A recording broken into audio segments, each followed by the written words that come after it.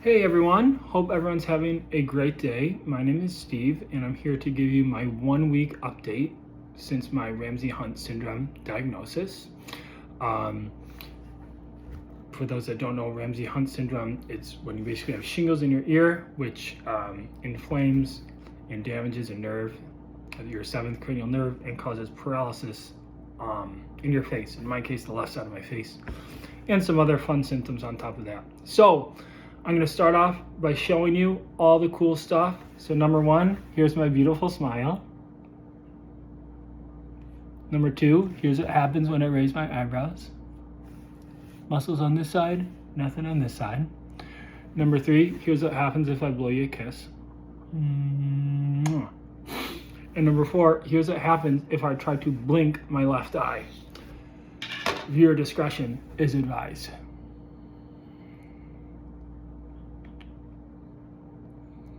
So, I don't know if it did it. Sometimes it does it, sometimes not. But, needless to say, I can't blink my left eye fully. So I wear these cool sunglasses all the time. And I've decided to embrace the cool snowboard bro look. What do you think? So, today I met with ENT, ear, nose, and throat specialist. Out of all the people I met with, I felt like this person was the most knowledgeable and helpful. So he administered something called the House-Brackman facial paralysis test. So basically he had me contort my face in different positions, and he measured the muscle activity in different areas of my face. And this is something that's used to classify facial dysfunction and paralysis.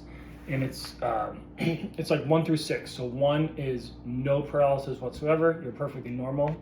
6 is permanently and severely disabled.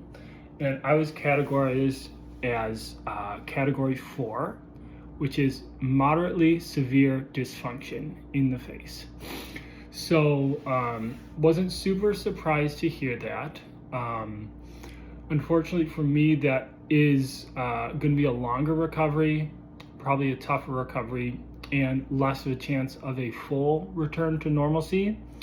But not to say it can't happen or it won't happen, but just that, out of 1 through 6, you're at a 4. So you're kind of toward the side you wouldn't love to be on, but that's okay. On the positive things, if you watch my other video, I had shingles in my left ear. I thought I had shingles in my throat. It turns out I do not. So that's great news. I do have swollen lymph nodes, but the sharp pain in my throat was not shingles, which is great.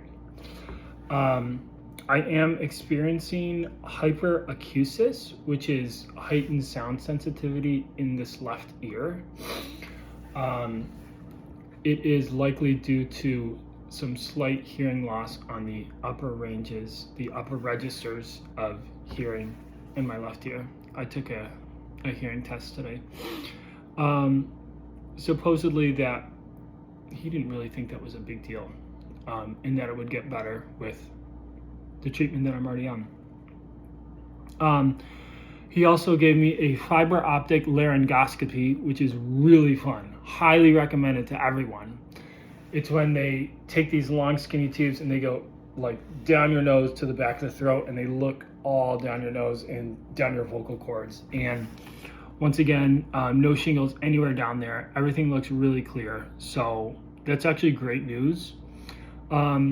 Still struggling with the left side of my throat, chewing, talking, sometimes drinking.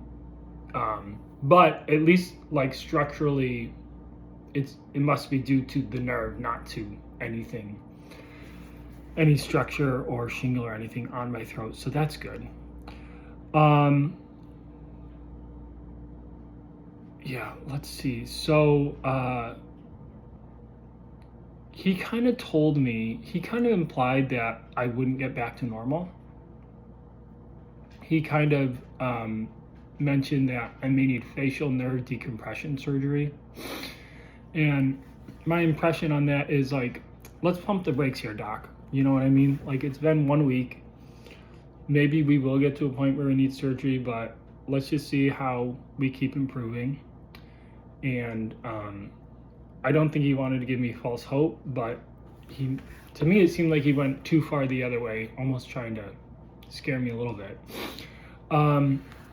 In advance of the meeting, I read this meta-analysis by the NIH, which I will post in the description. If you have this, please do your research. A lot of doctors don't know much about Ramsay Hunt, so read it, highlight it, mark it up, read it again and again and again. And so after reading this, a lot of studies have found that longer duration of steroids and antivirals can lead to better outcomes. So I insisted on getting more because I'm out today. Today was actually my last day of what the emergency room doctor gave me. So I insisted on him giving me more. I could tell he was apprehensive. He was kind of telling me about some unpleasant side effects. But I just calmly turned to the study. And I pointed out, one study showed a 64%, whatever, I'm winging this, but 21 days after paralysis onset, and therefore recommend continuing antiviral therapy for 21 days. And there's 2 journal articles cited. So, I really tried to sell him. I could tell he didn't really want to prescribe it, but he ended up giving me another week of both. And then after the week of steroids, he's going to taper the dosage. So according to what I'm reading on here, that's aligned with the current best practices. So again, if you have this, be an educated patient. There's a lot of great doctors out there, but you have to be your own best advocate. Let's see. A couple of, now to the social emotional side of things. I did teach on Monday. It was a very difficult day of teaching for me. I felt extremely self-conscious in front of my students and their parents. Everyone was very nice to me and said positive and supportive things to me. But nonetheless, I did feel very embarrassed. I sent an email in advance so everyone knew what to expect. I mostly work with kids. I didn't want the kids to come in and be scared. There was one girl whose mother must not have read the email, and when she saw me, she was very scared. I could see the fear in her eyes, and that was, a difficult thing to see. In terms of people's reactions to seeing me like this, so far I can kind of group people into 2 categories. So some people pretend that nothing is wrong with me. And to me, it's very awkward. So, for example, my daughter's OT just talked to me like nothing was wrong. And at one point I said, facial paralysis. She says, "Oh, I didn't even notice." And I'm like, "Yeah, you did." I'm like, "What do you mean you didn't notice? Look at me. What do you mean you didn't notice?" So it was super awkward to me because number one, I knew she was lying, and number two, she thinks she has to walk on eggshells around me so as not to offend me, which made me feel awkward. Whereas, walked down the hallway, my daughter's physical therapist, I walked right in, she's like, "Oh." She's like, "What's going on?"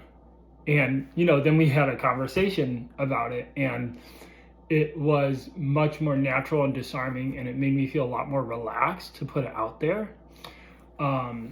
So same with the parents of my students that I talk to. Some parents, they're like, "Oh yeah, I can see it. How you doing? Oh, my aunt had that. Yeah," or whatever. And some parents just pretend that I'm normal, which to me is super awkward.